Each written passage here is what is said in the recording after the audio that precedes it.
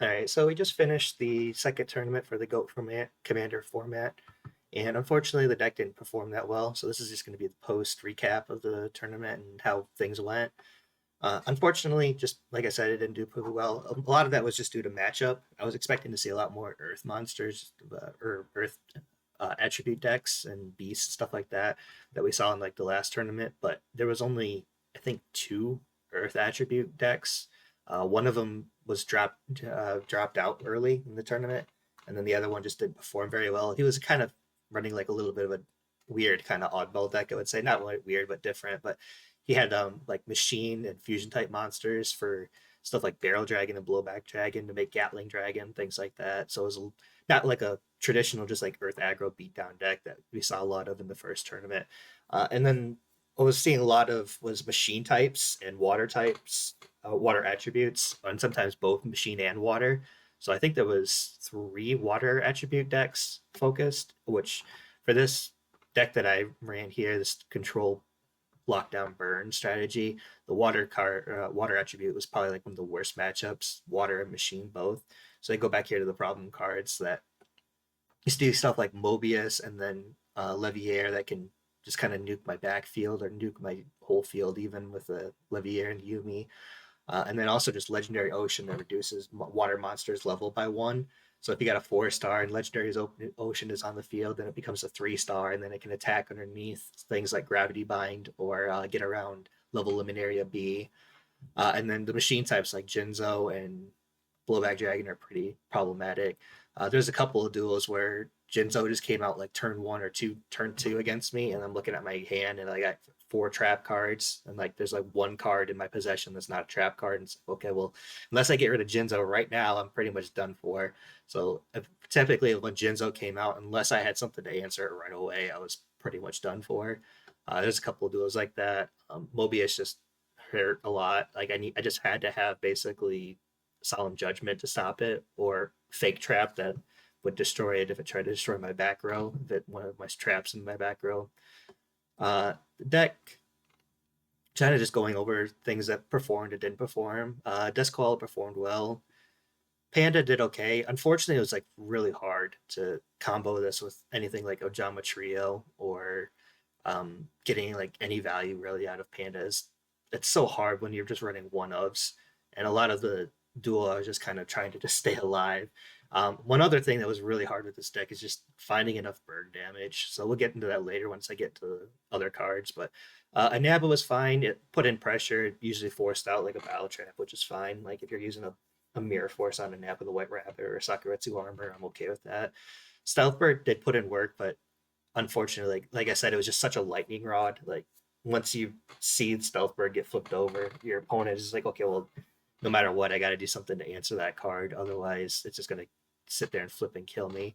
And I did have one duel where my opponent ended up they attacked the Stealthbird with something that didn't kill it, like a lower attack monster that was like level 3, and then Snatch stole it and then set it, and then my own Stealth Bird got started using it against me. So that was one of the problems. I said that like Stealth Bird or more likely like Raging Flame Sprite would be used against me to just kill me underneath my own floodgates. Cat was fine. It searched me out stuff. I didn't really see it very often, which is unfortunate because there's a lot of times that I could have used it. Lava Golem, I think I only like saw once or twice, and it did fine. Like I said, the burn damage didn't really come into effect much. It was just mostly just getting rid of my opponent's monsters and just kind of being like a good trade. This is just kind of useless. Like, it's just so low of a like card pool that like I thought maybe this would just help a little bit with the burn damage. Like, it was just pretty useless. UFO Turtle was meh. The walls were nice at times, but a lot of decks were running like tribute monsters as well, like the water decks, because they were running stuff like Legendary Ocean, and they had like level 5 monsters, so they could get over these walls that normally like an Earth aggro deck wouldn't be able to get over with just 4-star beaters unless they had their one of Goblin Attack Force. This was actually quite good. Searching out Snatch Steal just to be able to Snatch Steal at any time and then summon out Manticore was really good. I ended up using Manticore in a couple of duels a lot more than I expected to. I really expected Manticore to just mostly just be a dead card, but there were quite a few duels where my floodgates just got destroyed or whatever, and it kind of got down to like a 1-for-1 trade, and I ended up being that I just had Manticore Darkness out on the field, and then when they would kill it with battle traps, I would just discard these beast type monsters and just keep Manticore and just like, okay, well, we're abandoning like the lockdown strategy. Now we're just going beat down with Manticore and hoping that I can like outlast and do some damage and get a win that way. Um, the floodgates, like it's just so hard. Like if you didn't get them right away, then you're in such a bad spot. And then if you did get them right away, like there were a lot of the decks also did have like a ton of back row removal, so it wasn't just like the one MST Heavy Storm and Dust Tornado I was talking about. There was like Regeki breaks. There was um, other back row removal like the Mobius, as I said, and the Jinzos, Zing. But I didn't see there. I only saw like one Zing, which was kind of surprising. But just a lot of back row removal that made keeping these alive or up on the field pretty difficult.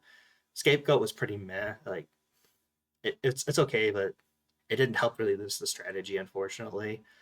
Snatch Steal was like really important just to combo with Manticore. Premature Burial was okay. Book of Moon, I never really got to. I don't think I ever got to use Book of Moon, like any of my flip monsters, and then reflip them. So it was still a good utility card, like I said, for getting rid of stuff like Jinzo and whatnot.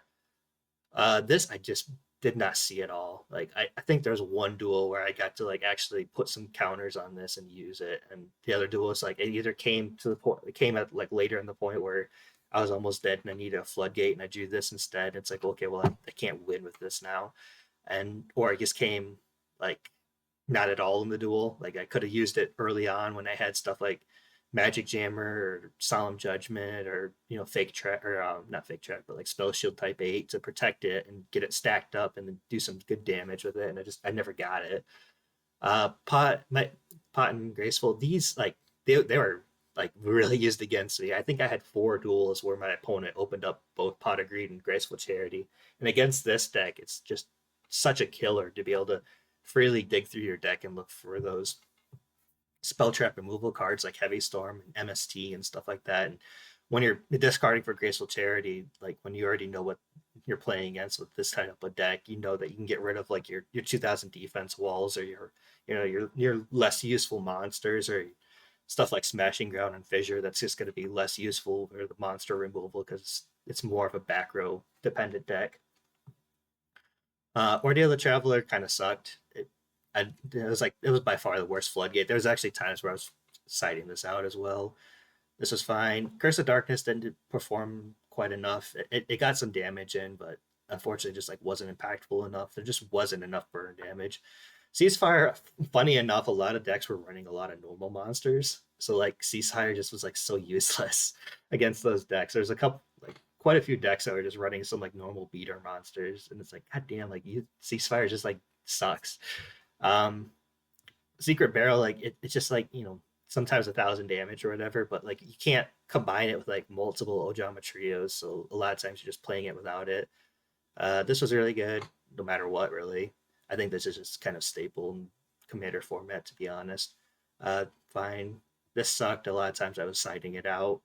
This was just not very impactful because, like I said, it was just so hard to be able to combine it with trio. Like the games were fairly difficult to get grindy out that long just because of how much back row removal I was having to deal with against my opponents.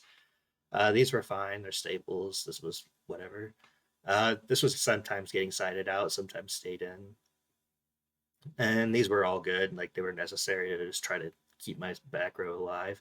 The side deck wasn't very well suited either. I mean, that stuff like Hammer Shot and Double Snare were good. Double Snare I used on both the Royal Decree and a Jinzo to kill, which was very necessary. Offering Citadel was meh. I don't think I ever sided in D-Spell. I never got to use Ultimate Baseball Kid. That was just in case I went up against another Pern deck, and it never happened. The monsters, I don't think I ever sided in any of these monsters. Just Wombat, because these were all just for like the burn matchup in case someone else was running something similar and no one did. MST that came in like against Legendary Ocean and things like that. I don't think I really used this. I thought about using Mage Power, but again, this is mostly for like another burn matchup where I could beef up my own monster and attacking under floodgates and stuff. Because I got a lot of level 3s myself that can attack, and I just never end up using it. I don't think I really used this, maybe once or twice. Bad reaction to Smochi. There was like one person I think that had a healing card, maybe one or two. I think there was like one spell absorption that I saw and one solemn wishes, but those were like in both game two before I could side this in that I saw it. Like they didn't have it in their main deck. And then after siding, they sided it in.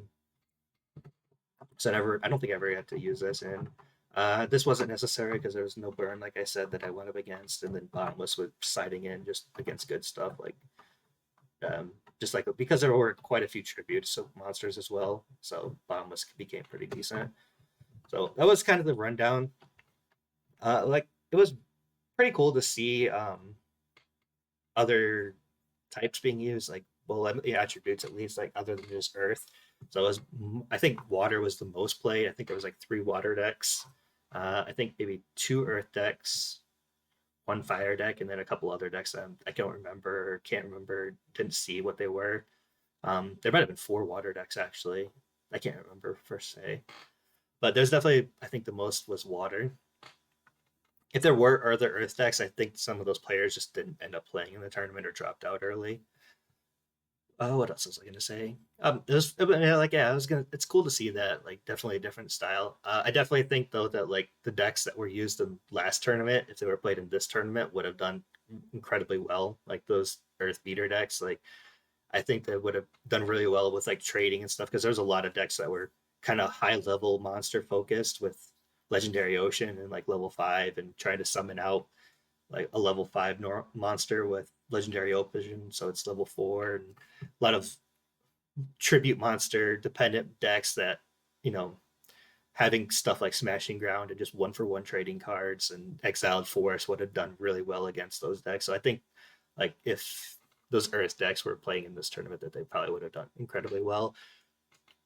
So I don't know if that's just a different style that, you know, people decided, you know, they wanted to be more creative, which if they did, that was really cool.